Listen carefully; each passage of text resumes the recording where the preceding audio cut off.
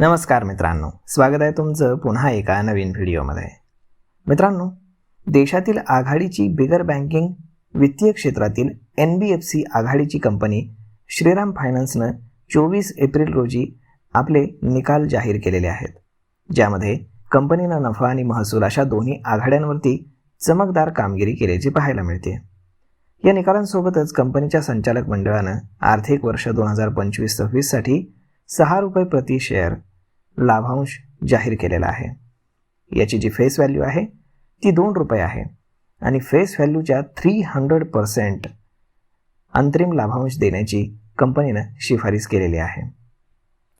आता यामध्ये मार्च 2026च्या तिमाहीमध्ये श्रीराम फायनान्सचा निव्वळ नफा वार्षिक आधारावरती 41% वाढून 3013 कोटी रुपये झाला आहे, जो मागच्या वर्षी याच तिमाहीमध्ये 2139 कोटी रुपये होता.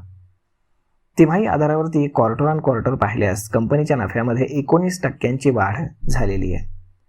कंपनीचं निव्वळ व्याज उत्पन्न म्हणजेच कारण कंपनी NBFC आहे तर तिचं उत्पन्न हे इंटरेस्टमधनं येणार आहे.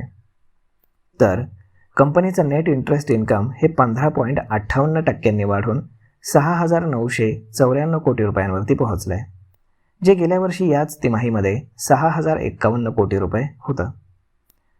आता जर तुम्हाला या लाभांशाचा लाभ घ्यायचा असेल तर 3 जुलै 2026 ही तारीख लक्षात ठेवणं अत्यंत आवश्यक आहे. कंपनीनं भागधारकांची पात्रता ठरवण्यासाठी 3 जुलै ही रेकॉर्ड डेट निश्चित केली आहे.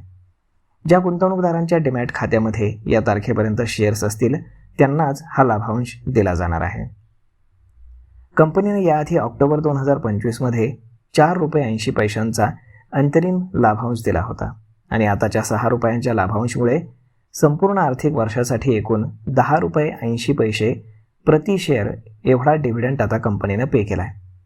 विशेष म्हणजे मागच्या आर्थिक वर्षात म्हणजेच फायनान्शियल इयर 25मध्ये हा लाभांश एकूण 5.5 रुपये होता. म्हणजे यंदा कंपनीनं डिव्हिडंड दुप्पट केलेला आहे. यावरूनच आपण कंपनीची जी ग्रोथ आहे तर ती अनुपात करू शकतो. आता कंपनीची ॲसेट क्वालिटी पाहूयात. तर कंपनीची ॲसेट क्वालिटी स्थिर आहे. चौथ्या तिमाहीमध्ये ग्रॉस NPA 4.58% राहिला आहे.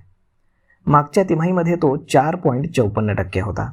तर नेट NPA हा 2.33% आहे. व्यावसायिक कर्ज वितरण क्षेत्रात कंपनीनं सातत्य राखलेलं आहे. तर मित्रांनो, इन्व्हेस्टर्ससाठी श्रीराम फायनान्सचे निकाल हे अत्यंत सकारात्मक असल्याचं पाहायला मिळाले. लाभांशाच्या रकमेमध्ये झालेली वाढ ही कंपनीच्या मजबूत कॅश फ्लोचं लक्षण आहे. जर तुम्ही लाभांश मिळवण्यासाठी गुंतवणूक करणार असाल तर जुलैच्या रेकॉर्ड डेटपूर्वी शेअर्स खरेदी करणं तुमच्या फायद्याचं ठरू शकतं. तर मग मित्रांनो, श्रीराम फायनान्स या कंपनीचा रिझल्ट आलेला आहे आणि त्याचा इम्पॅक्ट आपल्याला सोमवारी शेअर बाजारावरती आणि त्या स्टॉकवरती देखील पाहायला मिळेल. तर मग मित्रांनो, हा व्हिडिओ ही माहिती तुम्हाला कशी वाटली हे तुम्ही आम्हाला कमेंट करून नक्कीच सांगा. आणि जर हा व्हिडिओ तुम्हाला आवडला असेल तर आपल्या जवळच्या मित्रमंडळींसोबत देखील हा व्हिडिओ तुम्ही शेअर करायला विसरू नका. धन्यवाद.